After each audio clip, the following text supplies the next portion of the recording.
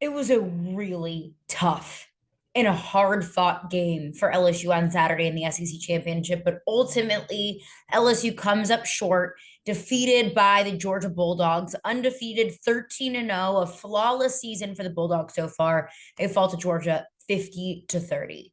What went right? What went wrong? What can we take away from this game, both positively and negatively for the purple and gold? We'll get into that plus so much more on today's edition of Locked on LSU.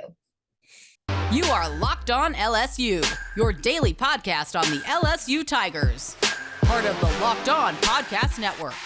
Your team every day.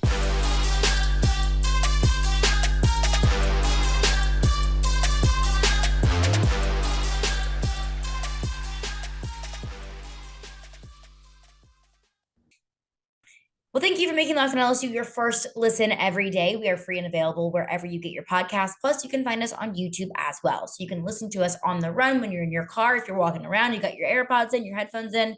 You can listen to us on your preferred podcast platform. You can also check us out on YouTube, Locked on LSU on YouTube. My name is Caroline Fenton, and I'm your host, as I am every day. I graduated from LSU. I've been covering LSU football since 2016, and I'm now a sports talk radio host in Nashville, Tennessee.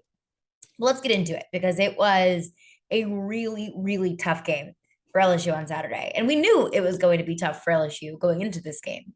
Georgia was not the number one team in the country and an undefeated team with only one loss over the last 2 years for no reason. We knew how good this Georgia team was and is. We knew how difficult it was going to be to defeat Georgia. And ultimately, LSU came up short.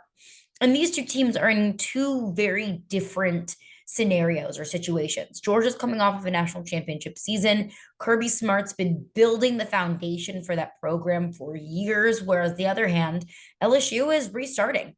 LSU just hit the reset button, starting over in the Brian Kelly era, starting over with a fresh slate of players from 2021 to 2022. So, I mean, these two programs are in two different places. And I think that there are there are things that you can take away from, rather, that are both good and both bad. And I'll start with the good here, because I think that if you've been watching LSU all season long and you watch that game on Saturday, you might look at the final score and say, God, LSU just got their butts whooped. But offensively, we saw some good things. I know it was a loss, but I always say you can take good things away from a loss and bad things away from a win. So here are the good things I'm taking away from the loss. The passing game looks great. The LSU just set a SEC championship record with 502 passing yards. I said on Friday's podcast, I was kind of analyzing that Missouri game and the Alabama game, Georgia, Alabama SEC championship last year, Georgia, Missouri this year. Because Alabama is the only team that's been able to beat Georgia in the last 2 years. Missouri was one team that was able to keep things really close and really interesting with Georgia. So what did each of those teams do to make this game interesting? And I looked at the Alabama game and I said that Bryce Young passed for 421 yards in that game. And I just didn't think that that was possible with Jaden Daniels, with this LSU offense, the way that it's constructed, the way that it's not a very super pass heavy offense, the way that it works the best when they can run to set up the pass. But I mean, LSU proved me wrong. And I think you also do kind of have to take those stats with a little bit of a grain of salt, because you're going to throw the ball over the yard whenever you're down, and which LSU was a majority, if not the entire game. So yes, you're going to throw a lot when you're down. And that's exactly what LSU had to do to stay in this game, was throw the football. But they were able to do something that I didn't think that they were capable of. And that was pass for at least 420 yards. And they blew that out, passing for 502. I think that's something tangible that you can take away from it, is the development of the passing game. And we'll get into those who were throwing those passes, Jaden Daniels and Garrett Nussmeier. We'll get into that later on in the show. LSU was able to score 30 points on Georgia. That's more points than any other team has been able to put up on Georgia all season long. That was more than Tennessee, the number one offense at the time in the country. Mizzou put up 22. Kent State put up 22. LSU was able to put up 30. So against one of the best defenses in college football, one of the best teams in college football, and what was a very physical and very grueling game for this team, they were still able to find the end zone and still able to put up points. So that's all great. Malik Neighbors and Kayshon Boutte had great games. It was great to see Kayshon Boutte catch that just beautiful, beautiful pass. It was great to see Malik Neighbors have a big time breakout game. Or I don't even want to call it a breakout game because Malik Neighbors has been doing this all season long. Malik Neighbors caught for over 120 yards. Keyshawn Booty for over 100 yards. They each had a touchdown. And then you add in Dre Jenkins, 72 yards and a touchdown. Mason Taylor, 63 yards on just 6 receptions. I mean, I talk about the 500 passing yards. We also have to talk about those pass catchers and how I believe that this is one of the best pass catching units in the SEC. You could even make the argument in the country, and it just hasn't been utilized enough. It was good to see those wide receivers in this passing game get going, those wide receivers get utilized. And I think overall, you saw so much fight and you saw so much toughness from this team.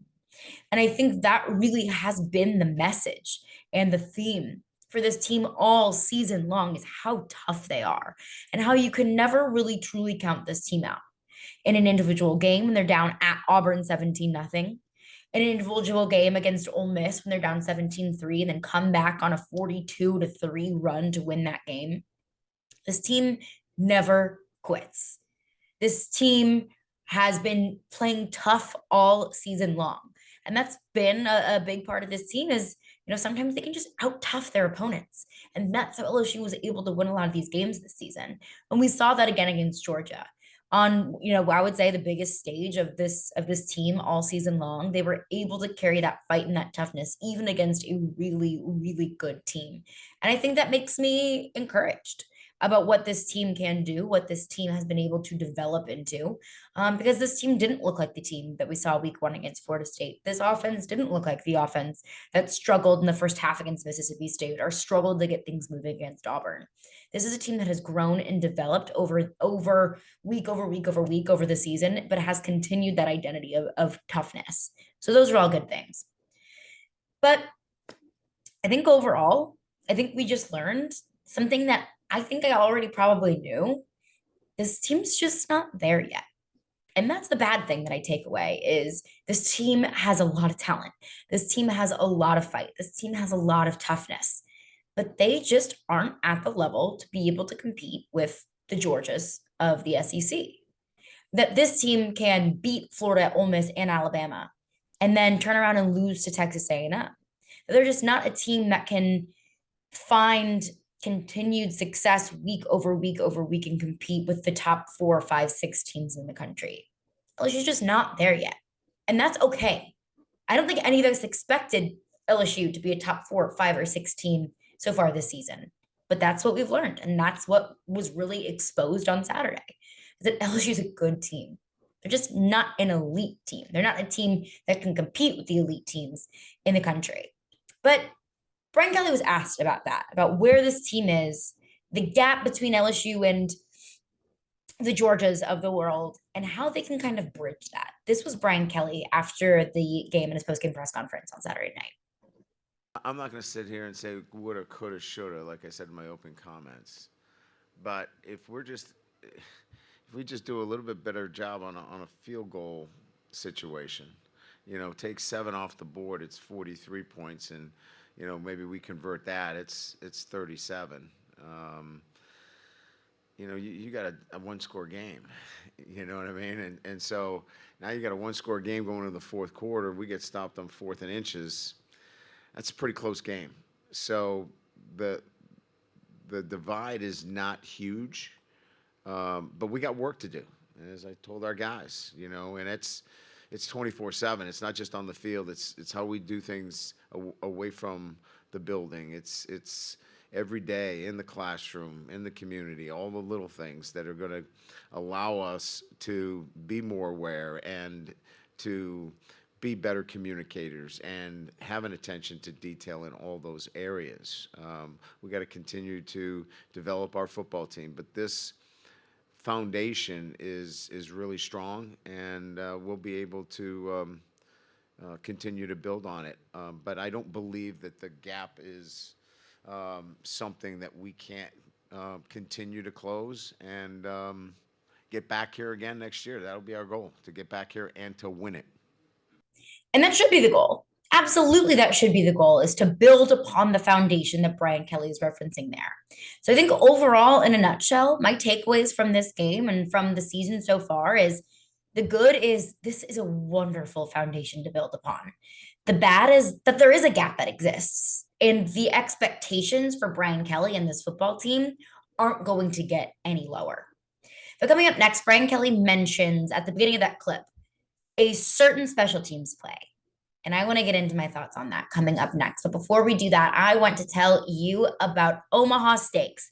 Because if you're looking for a gift to give a coworker or a family member or somebody that you owe a gift to, I think the perfect place to turn to is Omaha Steaks, America's original butcher since 1917, and a holiday gift that is guaranteed to be loved. So I sent a bunch of Omaha Steaks to a friend of mine's family who has become kind of like my second family. And I wanted to give a little happy for them for the holidays. So I sent some Omaha Steaks over and they absolutely loved it. It made things easy on them to make dinner one night. And it was a great excuse to invite some people over. It was super easy. And it's a perfect gift that is guaranteed to be a people pleaser around the holidays. Plus, the holidays are here, exactly like I just mentioned. So you can achieve the gifting greatness when you give the gift of perfectly aged, tender, and delicious Omaha Steaks. The steak experts at Omaha Steaks have put together special curated gift packages to help you take the guesswork out of gifting and make you a holiday hero. So go to omahasteaks.com, use the promo code locked on, one word locked on, at checkout to get $30 off your order. Send an assortment of mouth-watering favorites guaranteed to impress. The legendary Butcher's Cut filet mignon, that's my personal favorite. But if red meat's not your thing, well, they've got the air-chilled boneless chicken. They've got ultra juicy burgers and even easy to prepare comfort meals that are ready in a flash. Omaha Steaks is ready to ship your order right away. So shop early and beat the shipping rush. Go to omahasteaks.com and use promo code locked on at checkout. It's a gift from the heart. Omaha Steaks are a gift that will be remembered with every unforgettable bite. Order now with complete confidence today, knowing that you are ordering the very best. Visit omahasteaks.com, use promo code locked on, one word, locked on at checkout to get that extra $30 off your order. Minimum order may be required. Well, thank you for making Locked On LSU your first listen today. So for your second listen, check out Locked On Sports Today. From the games that matter the most to the biggest stories in sports, go beyond the scoreboard and behind the scenes with the local experts and insights that only Locked On can provide. Locked On Sports Today, available on this app, YouTube, and wherever you get your podcasts. So I have talked about special teams ad nauseum this season. I always say, if you're talking about special teams, with the frequency with which I talk about special teams, it's either a really good thing or a really bad thing. Either you've got an elite special teams that is just changing games, or you've got a really bad special teams that unfortunately also changes games, but not for the same reason. And I think we all know the reason why I'm talking about special teams. And I think we all understand why I'm sick and tired of talking about special teams, because I don't want to talk about special teams. I want to talk about the other fun things about the game. Special teams aren't a fun thing to talk about, especially when it's as bad as LSU special teams has been so far this season. That's one of my biggest takeaways from this game, was special teams overall and coaching in special teams and some of the coaching decisions made in this game that I don't think each individual play or decision changed the outcome of the game, but it's just a culmination of all of those things. And it's a culmination of everything that we've seen throughout this entire season that I'm just sick and tired of. I mean, the most obvious one. First quarter, 0-0. LSU is moving the ball well. LSU moving the ball against one of the best defenses, if not the best defense in college football. They're able to march down the field. And this is something that I mentioned last week. And this was one of my keys to the game that I mentioned on Friday, was red zone offense is going to have to be flawless. And the play calling in the red zone is going to have to be a little bit more creative than what we've seen in the past, or maybe against other defenses, because Georgia's red zone defense is just that good. I referenced the Missouri game, that Missouri was able to march down the field with ease, but when they got between, the 10-yard line, that's when Georgia's defense really started to turn things on. And then Missouri had to resort to kicking field goals. Missouri kicked 5 field goals in that game. And if they're able to get into the end zone, at least on one of those drives, then Missouri wins that game. So that's what I said. If you get into the red zone, you have to score. You have to find the end zone, because Georgia's going to do everything in their power to stop you in the red zone. So LSU gets inside the 10. And just like I mentioned, just like I talked about last week, Georgia's defense was a brick wall, couldn't get anything moving. And then Jaden Daniels gets sacked for a loss of 8, loss of 9 yards. They decided to go for the field goal. Okay. I mean, I said last week you're not going to beat Georgia kicking field goals, but also, you're going to have to take the points where you can get them, especially at the beginning of the game. It's 0-0. You don't have a big deficit to climb out of. Just get some points on the board. They kick a field goal, fine. I didn't hate that decision. The field goal gets blocked. And then nobody wearing a white jersey thought to themselves, maybe that ball is live. Maybe we should think about touching that ball so that ball's dead. Because the way that works is the kicking team has to touch the ball and then it's a dead ball. If the other team touches the ball while it's still in motion, then it's a live ball and any team can touch it. Whereas once the field goal gets blocked, nobody touches it and it stops moving, and then the kicking team cannot advance the ball any further. And then the other team can pick it up and it's completely live. But once the kicking team touches that ball, once that ball is on the ground, the kicking team touches it, dead ball, whistle's blown, play is over. But the whistle was never blown. And everyone on the LSU side just, kick is blocked. They walk right off from the sideline. And there's a Georgia player that's standing there looking around like, can I pick this ball up? Can I do it? You can tell he's like looking around, like waiting for somebody to be like, wait, no, don't do that. Ball stops moving. Georgia player picks it up, runs it into the end zone for a touchdown. Georgia's up 7-0. You can't give a team like Georgia, or really any team for that matter, but especially an elite team like Georgia, you can't hand them scoring opportunities. You cannot make their jobs easier than it needs to be. That is coaching malpractice on Brian Polian and Brian Kelly for not realizing that sooner. That you just handed Georgia 7 points on a platter, a play that was supposed to make LSU up 3-0. Now Georgia's up 7-0.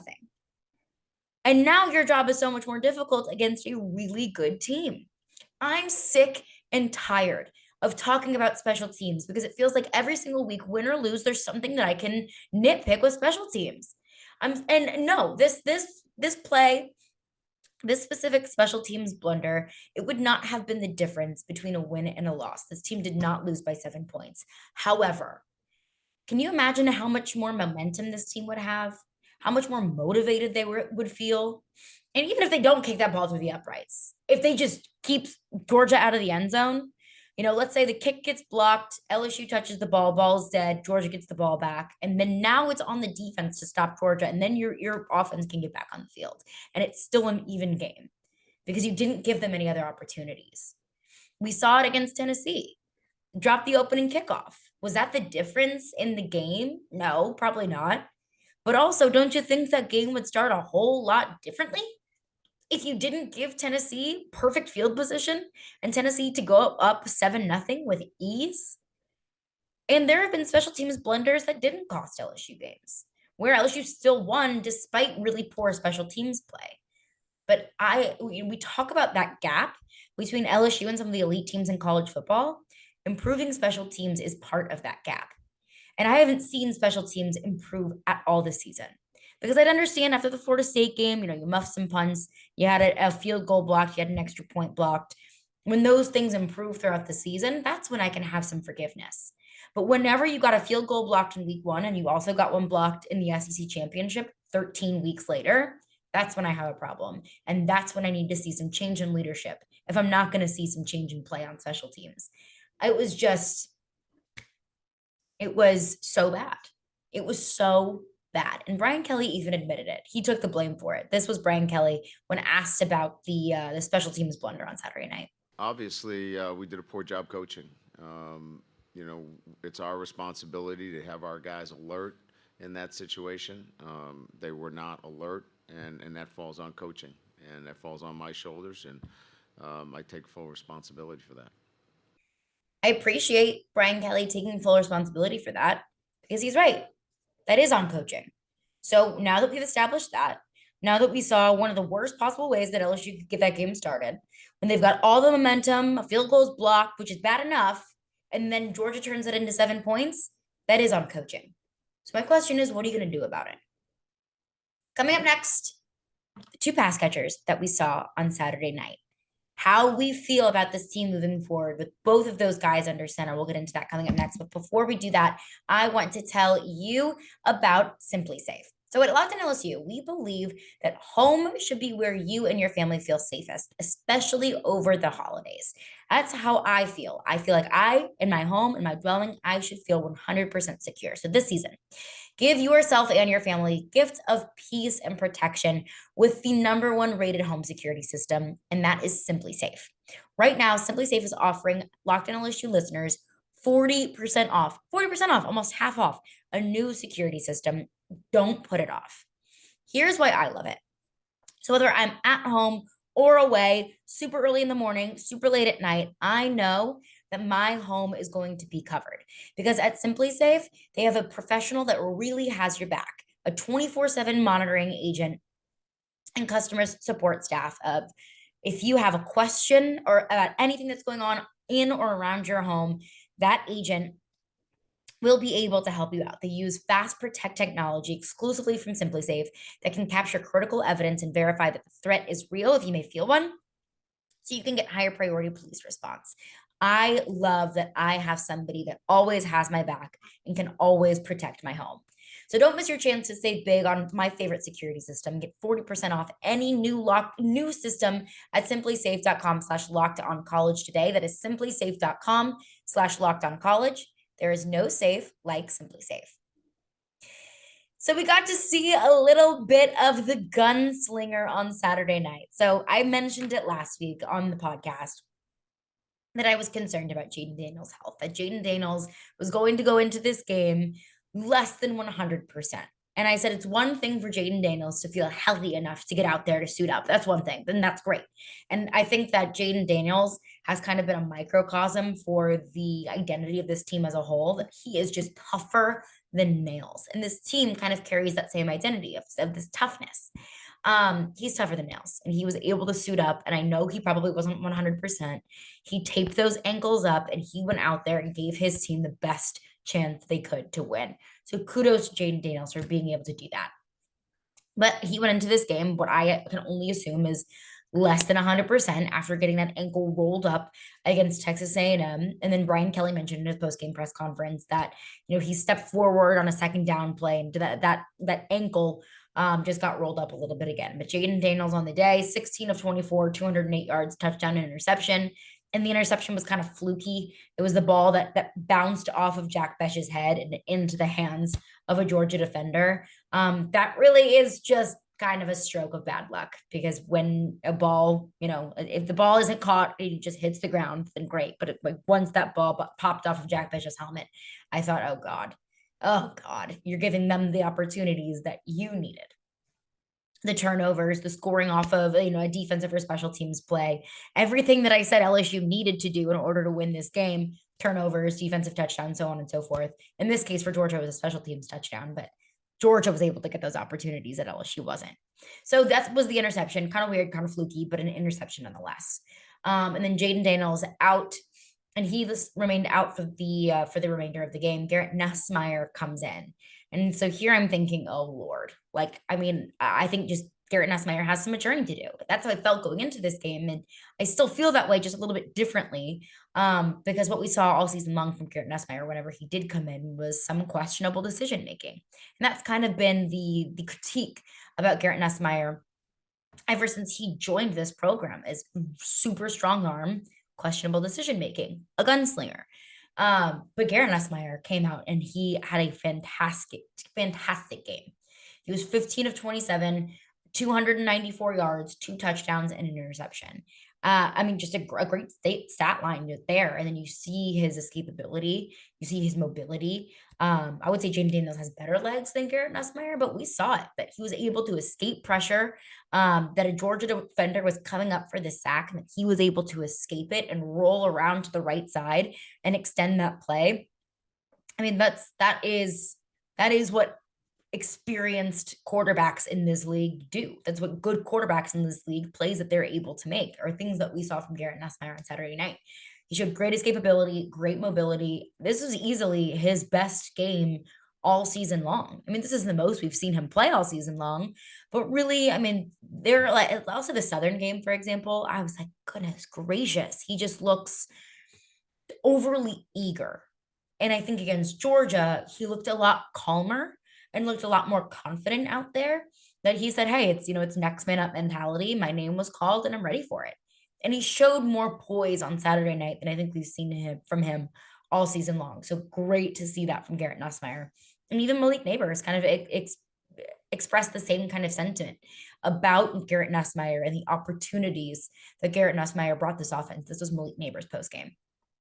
It was just, our guys just playing, being better than other people, just pushing the ball down the field, creating matchups with speed guys, with other guys in the cornerback position. But, I feel like Garrett just gave us, opportunities down the field, just trusting us to make plays. And, we came out and made those plays. And I think that's huge. And I think that has been my critique, and maybe a lot of your critiques as well, about the offense under Jaden Daniels. Not that Jaden Daniels is a scared or nervous quarterback. There were so many opportunities that I wish Jaden Daniels would have taken advantage of with this wide receiver core, to just trust those wide receivers to make those plays. And that's when we saw this offense really boom, is when Jaden Daniels was able to kind of slow down, calm down, and let those wide receivers make those plays. And it was good to see Garrett Nussmeier be able to do that on Saturday night. And the fact that the wide receivers know that he trusts him, I think that's huge. Now, moving forward, is Garrett Nussmeier going to be the guy? He showed a lot of good on Saturday night. Absolutely. He showed his ability. He showed why he has a spot on this football team. I don't know if I 100% trust Garrett Nussmeier yet. Loved what I saw on Saturday. I need to see more. And what I want to get into later on this week on tomorrow's podcast is how should LSU view the quarterback position? Should they go and find another quarterback in the transfer portal? Is Garrett Nussmeier the guy? We'll get into that later on this week on Locked On LSU, but that's going to do it for me today. Thank you for making Locked On LSU your first listen every day. For your next listen, check out Locked On Sports Today podcast. It's the biggest stories of the day, plus instant reactions, big game recaps, and the take of the day, available on the Odyssey app, YouTube, and wherever you get your podcasts.